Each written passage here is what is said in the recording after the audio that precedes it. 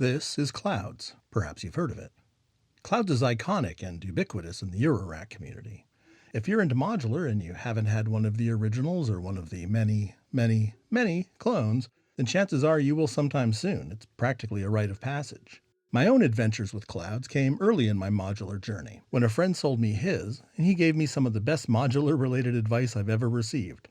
Turn the feedback and reverb down. That sounds like pretty basic advice, but it was crucial. Clouds is best known for big washes of lovely reverbiness, but it also obscures what's actually going on, and the interface does not necessarily help you figure it out. A lot of Clouds owners fall into the reverb hole and never get out, and that's unfortunate because there's actually a surprising range hiding in there. So that's my goal with this video, to introduce or reintroduce this module from the ground up, explaining how it works and hopefully giving you a fresh appreciation for what it can do. This video is probably going to surprise a lot of people because you're not going to hear much in the way of big washes of sound. The demos here are really aimed more at explaining what Clouds is doing, and even there, I'll have to keep them short or they'd blow this video up. So keep an eye out a day or two after this video launches. I'm going to do a live stream where I dig into the patches in more depth and answer questions, and I'll probably edit it down to make a Clouds patch ideas video, maybe for my second channel. If you don't already know about it, there's a link in the doobly-doo. So with that, let's get cloudy. Hi everyone, welcome back to Sound and Voltage. I'm Jeff. On this channel I look at modular synthesis, sound design, the intersection of math and music, and deep dives into our favorite modules. If that sounds like your sort of thing, then you come to the right place. Welcome. Just a reminder that I don't monetize this channel, I don't take sponsorships, I don't have a Patreon. So if you'd like to support what I'm doing, hitting the like and subscribe buttons would be great. And if you like the sort of music I have in my videos, maybe check out the Bandcamp page. Thanks. Clouds has been out of production for a good while now, and there have been an explosion of clones to fill the vacuum. Along the way, people started experimenting with alternate designs, many of which have expanded controls, extra attenuators, and different buttons. My main module for exploration is the Greyscale Supercell. At 34 HP, it's definitely a commitment, but with one knob per function and no multifunction buttons, it's far more playable and tweakable. I also have a pair of uBursts, or microbursts maybe? They're space efficient at 8 HP, but almost impossible to really fiddle with in the moment. I was feeling weird though, not having an original here. It's odd to have a video about Clouds without having Clouds. So I looked for a clone that looked the closest, and I picked up an After Later Audio Cumulus. Physically it's the same module with a different panel on it. Good enough, right? But man, did that ever send me down a rabbit hole. It took me a couple of days to dig myself out because Cumulus ships with the Parasites firmware. I've never installed Parasites on my own modules, so I didn't really know what I was looking at. I just kept seeing the slightly different behavior between the modules, and I was knocking myself out trying to reconcile it all. In retrospect, it should have been obvious, but I'm not terribly bright. Originally, I didn't plan on talking about Parasites at all, but it sort of became necessary now, and I'm still not going to spend a lot of time on it, but my side trip into Parasites land taught me a few things about the original that it's worth mentioning. By the way, I'm giving away this Cumulus to a viewer after this video goes live. If you want to be included for the drawing, there's a link in the description to a form to add your email. Okay, on to the good stuff. We call it granular synthesis, so let's start with grains. Grains are just little microsamples, as short as tens of milliseconds or as long as a second. You're hearing them now. The granular synthesizer's whole job is to take these samples out of an internal buffer and sprinkle them around on the output. Sometimes the grains are sparse and individual, and sometimes they're long and overlap, but some variation on this is behind everything that Clouds does. I'm just using the sine wave coming out of the Post-Easel filter here as my audio source. That comes into Supercell, flows into a buffer, just an area of memory that holds the last few seconds of what's played. Then the granular core is going to pluck grains out of that buffer and output them. At its heart, that's all Clouds is doing. Right now, that audio just sounds like little blips of that sine wave, but we've got some options open to us. First, there's the length of the grain. This is pretty easy, just controlled by the size knob. Not too much of a surprise here. Dial up the size and the output grains get longer. Second, there's the shape of the grain, controlled by the shape knob here on my Supercell, but it's labeled texture on other modules. This is a sort of envelope that's applied to the grain as its output. Turned fully to the left, the output is basically no contour, just a gate on or off. Turned to the middle, we have sort of a triangular envelope. Turned to the right, we get into the range of so-called Hahn windows. These help smooth things out once the grains start to overlap. If you're a statistics geek, these might look a bit like normal distributions around the center of the grain, but they come from somewhere else mathematically. Parasites added a few more shapes to this palette. It's worth exploring. I particularly like this percussive, sharp attack, slow decay envelope. It'll feature in one of the demos. For me, a good rule of thumb is to keep texture/shape turned to the left if I'm working with individual grains, and turn to the right if they're going to overlap. Third, we can change the pitch of the grain. Remember that the input of the module hasn't changed. It's still the same sine wave as it was before, but now it's being pitch shifted up or down based on the position of the pitch knob. Sort of structurally, these are the options for creating the grains. Size, texture, and pitch are all controlled by the panel controls, but also by CV. Next is how many grains are generated and how often they're generated. For that, we've got the density knob. Starting at 12 o'clock, it isn't outputting anything, but as I turn the density to the left a little bit, you can hear them coming in evenly spaced, then going faster and faster until they overlap. Tune it back to 12 o'clock, and now as I turn the density to the right, you can hear them start again, but now they're irregular, being output somewhat randomly. Keep going, and again they overlap. This is another place where I think Parasites has done something great. Did you notice how tiny the adjustments were that I was making to get the individual grains out? Cumulus, running the Parasite firmware, gives me a lot more play in the middle to get precise with how many individual grains I get.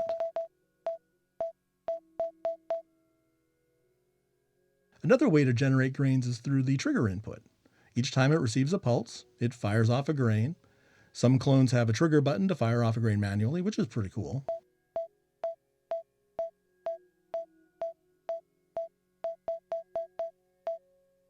And each of the grains is individual. They can have their own settings for pitch, size, and texture. Here's a fun first demo. I have a clock, Turing machine, and quantizer up here generating gate and pitch outputs. It could be marbles just as easily. And I have clouds using the gate to fire off grains, and each grain is getting its pitch set coming out of the quantizer. Who knew that clouds would act just like a regular old synth voice? I mean, sure, it's not the most amazing use, but I'm pretty sure that most people have never even considered this as a possibility.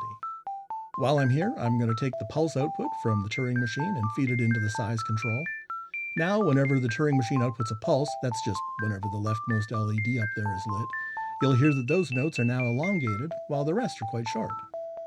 So, reviewing again, 1. Grains are just microsamples taken from the internal buffer. You can control the length of the grain, the shape of the envelope, and they can be individually pitched. Then you can control the grain output by either turning the density knob clockwise for randomly output grains, or counterclockwise for evenly spaced ones. Finally, you can turn the density back to noon and just use the trigger input to fire off grains manually. That's already pretty cool, and we haven't even touched on what I think are the two most important controls, so let's look at those now. When the audio comes in, it fills up the in-memory buffer, and it's continuously refreshed. Every time a sample comes in and is captured, it's pushed onto the front of the buffer, everything else is shifted down, and the oldest one falls out. At any instant, the buffer holds the last 1 to 8 seconds of audio, and it's from here that the grains are plucked, and the specific location that they're plucked from is determined by the position control. Now, because we're using the sine wave as an input, the entire buffer is exactly the same, so every grain, no matter where it comes from in the buffer, is going to be pretty much the same. So let's change that up.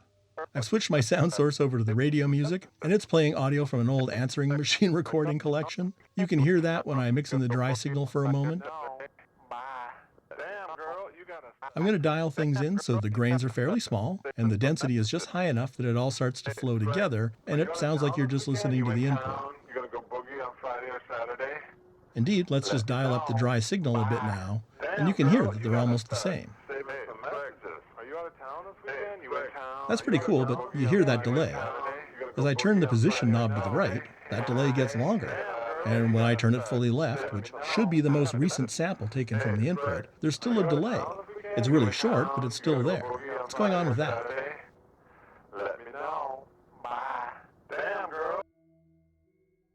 The answer to the short delay is pretty simple. Digitizing the input isn't instantaneous. It can't be put into the buffer until the next frame, so in effect the buffer is always a fraction of a second behind the input. The longer delay is just because as we dial the position out, it takes a number of steps before the buffered sound advances down the line to get to the point where the position control is. The input is flowing through the buffer, and if the position stays the same, the input will eventually flow past that position. It'll just take a short while, and there's your delay. So that's what the position knob does. It determines where in the buffer the next grain is going to come from. Arguably, the most important control, and the one that it seems like lots of people just never use, is the freeze button. For this, I'm going to dial the mix fully wet again, so we're only hearing the grains as they flow through the buffer. Now I'm going to hit the freeze button. Alright, so what's this all about? Like before, the granular core is plucking the grain from the buffer indicated by the position control. But now the sound in the buffer is stuck in place. The contents aren't changing. The position isn't changing. So we're just getting the same grain over and over again. We can change the size of the grain, and you can hear it going from being a whole word that's repeated down to just a tiny sample that turns into a tone of its own. But now let's see what happens when we play with the position control.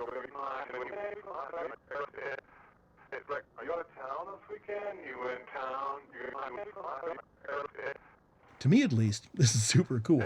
As I dial the position back and forth, you can hear that we're sort of scrubbing through the buffer forward and backwards. This is a technique I use quite a bit, capturing a bit of sound and then exploring it from the inside. Did you notice that for the sound to go forward, I had to turn the position knob counterclockwise? That always feels backwards to me, but look back at the diagram with the buffer and you can see that the most recent sample is on the far left and the oldest sample is on the far right. So if you actually want to hear A, B, C, D, you need to go backwards through the buffer. Neat.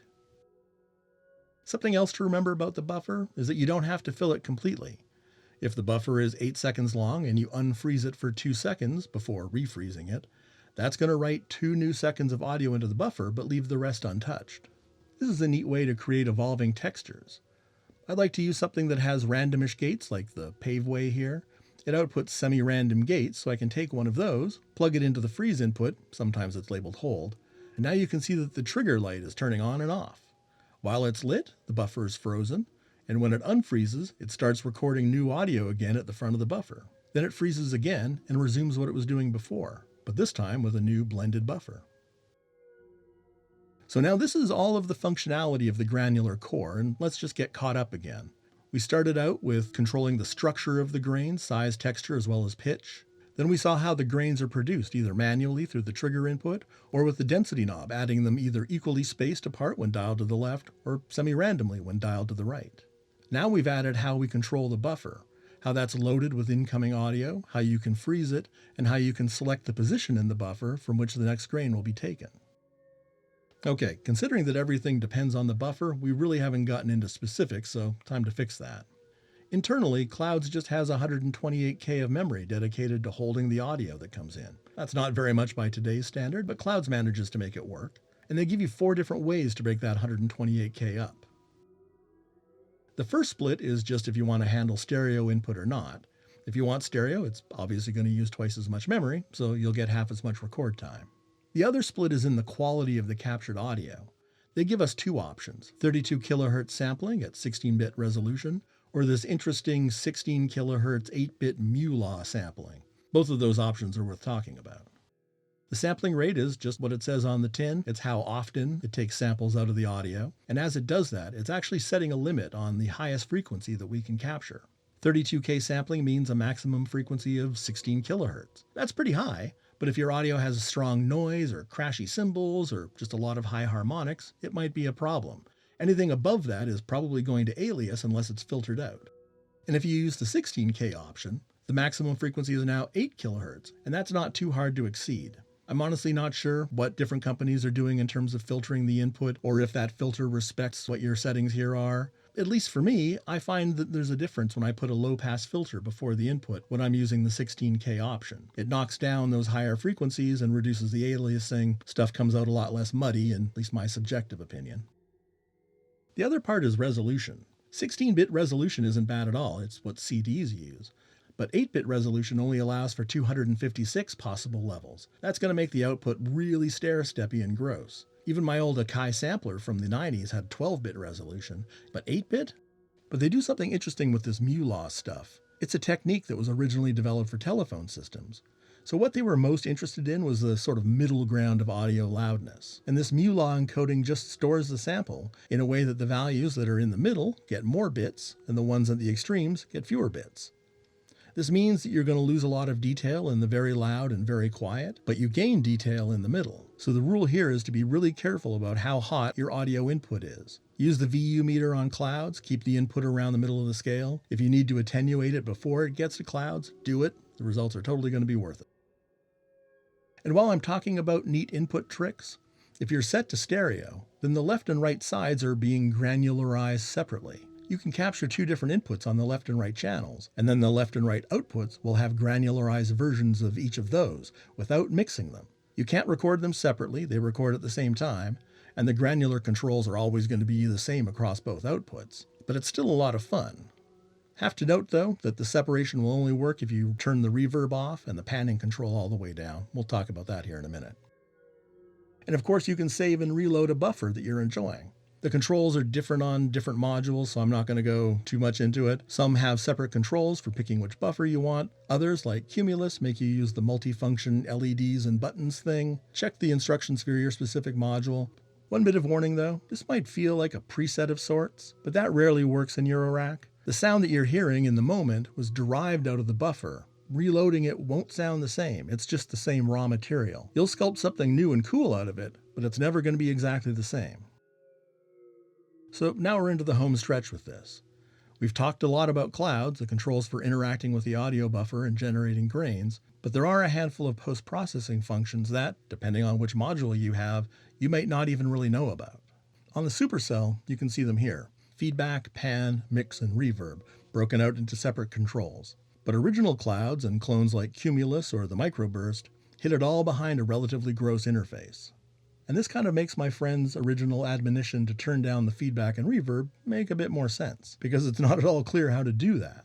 I'm willing to bet that at least a few of you watching fired up clouds for the first time in whatever state it got to you, and you thought, I guess this is what cloud sounds like. It's totally understandable. Just a quick dive into that: if you've already got a module that breaks these things out, this isn't for you. But if you're still wrestling with the UI from hell, maybe this will help. Basically, the deal is this. The mode button lets you select what parameter you want to change. You can see that as I press the button, it's cycling along the lights.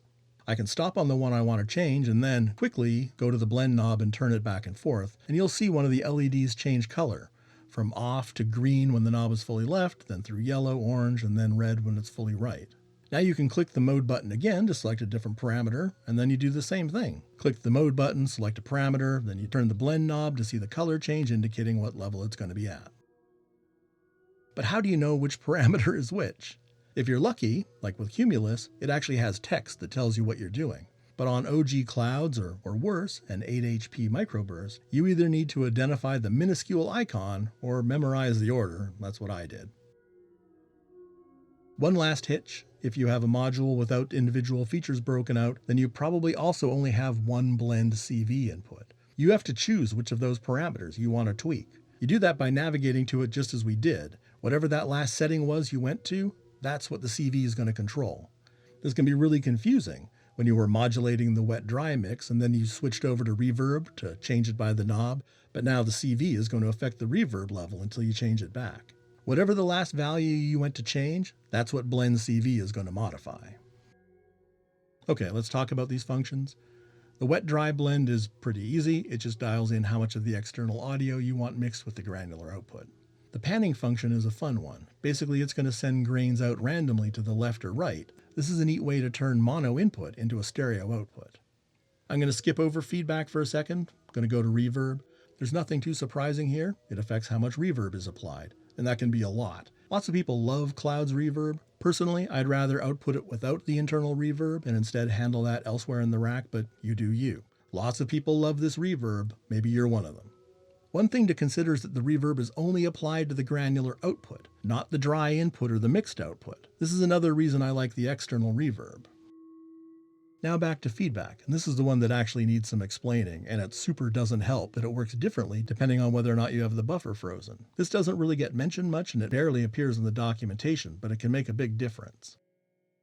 If the buffer isn't frozen, the feedback is actual real feedback. The output is routed back around and mixed in with the input before it goes back into the buffer. But this mode has all the typical problems associated with feedback going crazy. It requires a deft hand to keep it under control.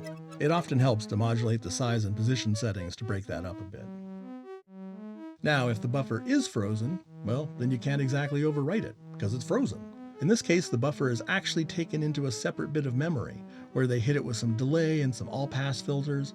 The result is more like reverb. Honestly, I kind of like that better than the main reverb. Again, it doesn't affect the buffer, that's still frozen.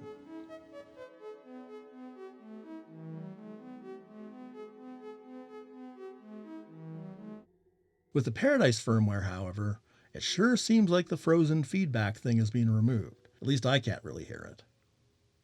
It can be really confusing having these two different feedback techniques because it's not obvious that something different is happening when you hit that button. And when you unfreeze it, things switch back to the other feedback technique, which might suddenly make things explode. It's something you have to keep an eye on. Wow, okay, that was quite a tour. And if you're still watching, then you're clearly a discerning and attractive modular user. I know I had to hop over demos a bit here. I'm going to do that live stream and follow up on the other channels, so look for those. But I hope this video gives you a new view on this iconic module, and maybe you've been inspired to turn down the reverb and feedback yourself and do your own exploration. But that's it for the Clouds video. Man, this was a long haul, but I felt strongly that I needed a video like this, so I'm happy to have finally done it. The next big video I have planned is the exploration of a 75-year-old electronic music instrument. It broke the rules of harmony, and we're going to dig into it. If that sounds like your sort of nonsense, hit subscribe and maybe fiddle with the notification thingy so you'll get an alert when it comes out. Thanks for watching.